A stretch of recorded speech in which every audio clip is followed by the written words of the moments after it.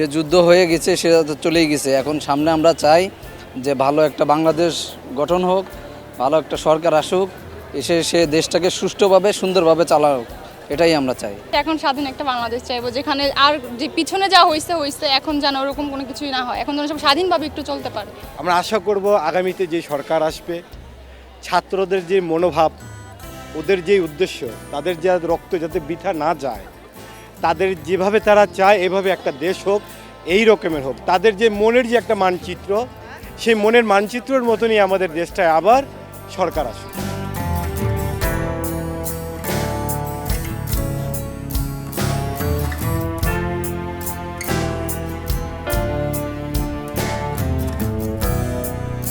আমাদের ৭১-এর যে স্বাধীনতা, সেটা আমাদের অনেক বড় অর্জন ছিল, কিন্তু সেটা যেন ম্লানের পর্যায়ে চলে যাচ্ছিল।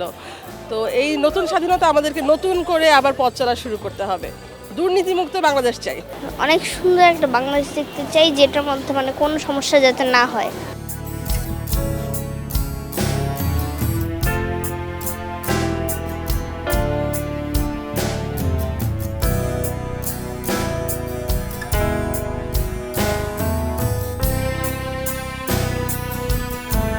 এই এত কষ্ট, এত কিছুর পর আজকে এখানে আসছি, যে শান্তিটা একটা অন্যরকম শান্তি, যেটা বলে বোঝানো যাবে না, ওই শান্তিটা ফিল করতেছি।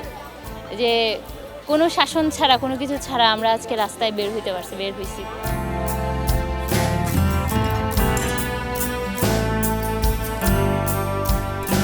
যিনি আমাদের দায়িত্বভার গ্রহণ করতে পারবেন, যিনি আমাদের ভবিষ্যৎ প্রজন্মকে শান্তিভাবে সুষ্ঠুভাবে পরিচালনা করার জন্য এগিয়ে নিয়ে যেতে পারবেন, আমরা তাকে চাই।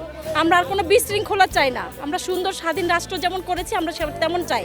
আমরা আন্দোলনে অংশগ্রহণ করেছি এবং এই দেশটা ছাত্র সমাজই প্রত্যেকটা যুদ্ধে অংশগ্রহণ করছে। 1952 বলেন, 1969 বলেন, 1971 বলেন, বাংলাদেশ স্বাধীন কিন্তু ছাত্র সমাজই করছে। তো ছাত্র সমাজের উপরে কিন্তু কেউ থাকতে পারে না। যে স্বৈরাচারকে 15 বছর ধরে কোনো রাজনৈতিক দল হিলাইতেও পারে নাই, তাদেরকে আমরা 15 দিনে পতন ঘটিয়েছি। আমরা চাই যে এমন সরকার হোক যারা জনগণের মতের উপরে যাতে কোনো কিছু না হয়, কোনো ছাত্রলীগ বা কোনো আওয়ামী লীগ, কোনো লীগের উপর যাতে কোনো অধিকার না থাকে, সব অধিকার যাতে জনগণের উপর ন্যস্ত থাকে, জনগণই ভোটই যাতে ফাইনাল ভোট হয়, তার জন্য আমরা এই দাবি চালাই যাচ্ছি।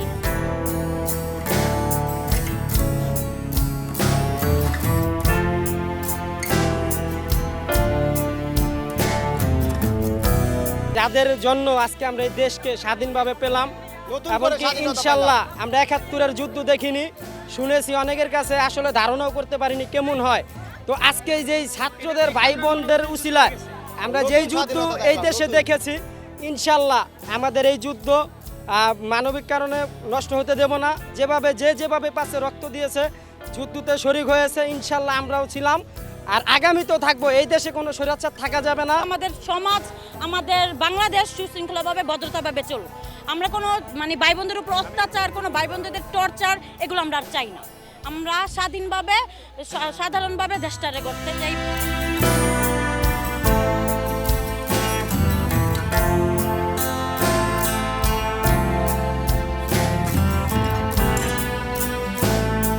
আমার মনে হয় পৃথিবীতে যত শাসক বা রাষ্ট্রপ্রধান আছে, সেখানে চীনের চেয়ে মিথ্যাবাদী আর কেউ পৃথিবীতে এখন পর্যন্ত আসে নাই, এবং আগামী দিনে আসবে কিনা আমার বিশ্বাস আসবে না।